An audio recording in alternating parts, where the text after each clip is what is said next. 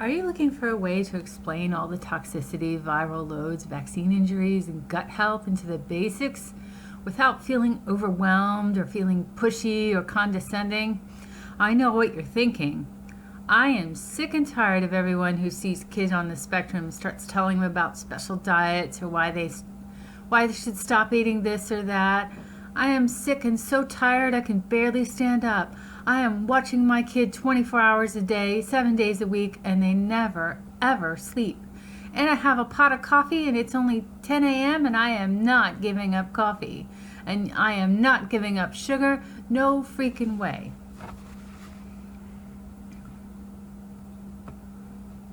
What's all this hype about vaccines anyway? If I don't get them, I'll die. And I have to protect myself because everyone else is refusing. All those vaccines are so deadly, and my doctor has had more training. He should know more about vaccines than me. Who needs this book?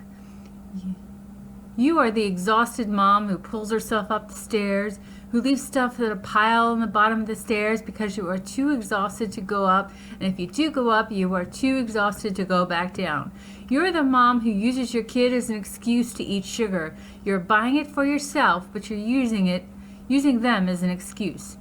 You are the mom who drank a whole pot of coffee before 8 a.m. and you are wired and tired. You are the one who's going to work, lies on the couch, and goes to bed. But you can't, though, because you have to wash dishes, do laundry, and take the biggest effort to do the smallest things. You don't understand all the diets. They seem too expensive, too hard, and a lot of work, and you can barely take care of the kids as it is. Who am I? I'm Cindy Lang Walsh. I'm a parent just like you. I was that uber-tired mom. I was the ultimate couch potato who lived on coffee. I was the mom who left stuff at the bottom of the stairs because I was too tired to go up.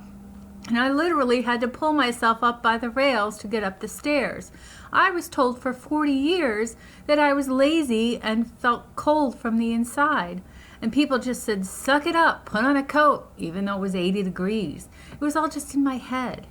I was shy and the crowds were loud and overwhelming and I thought people were insincere and phony. Who am I now? I speak in front of large crowds. I will say and do the things everyone else is thinking, but they are too afraid to say.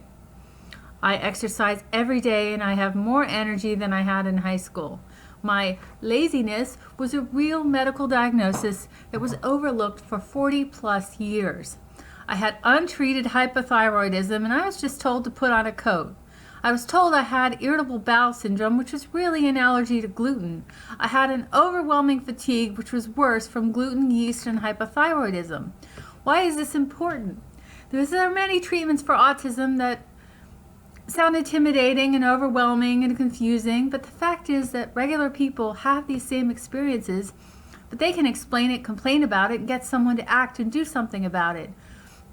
But kids with autism can't explain it and just get ignored and mistreated.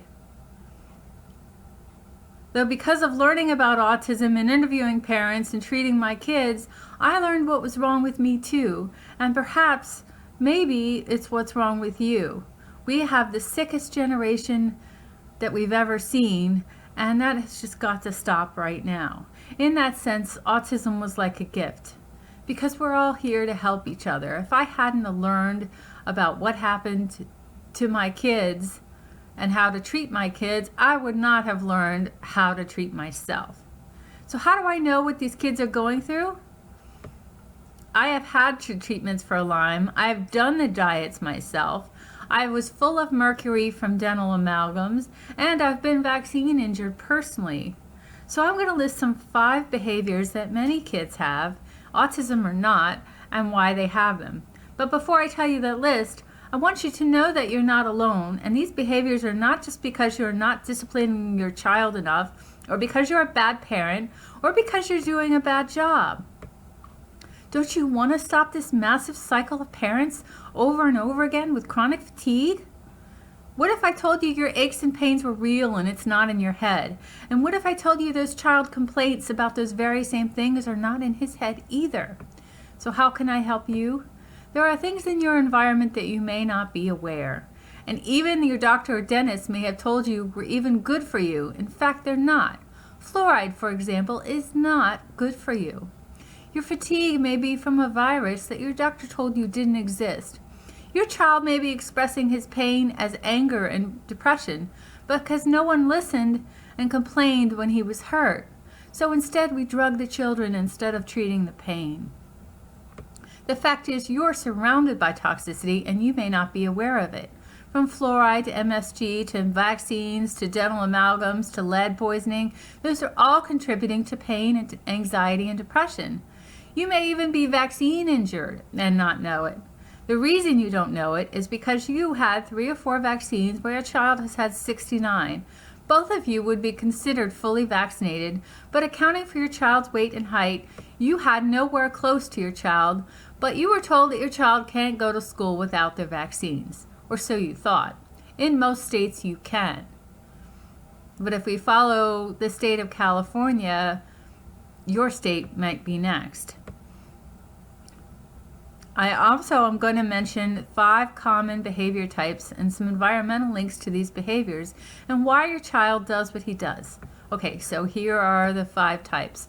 Now, of course, there's more things than this, and your child may have a combination of things, but just for simplicity here, I'm going to list it as 5 things, okay? The exhausted kid. This is the kid who's called lazy. He won't finish what he starts. He won't do his homework. He sleeps all day. He hates PE and even calls it torture. So we're going to talk about why he does these things. There's a learning disabled kid.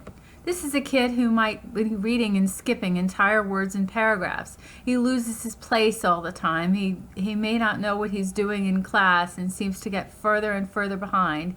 He can't catch a ball and he can't play sports. Maybe it's his eyes. Type 3 is the depressed or angry child. Now, I mentioned this before. There's a child may be angry or depressed because he's hurt and he's in pain and no one's listening to his symptoms. And just because he can't talk doesn't mean he's not trying to tell you what those symptoms are.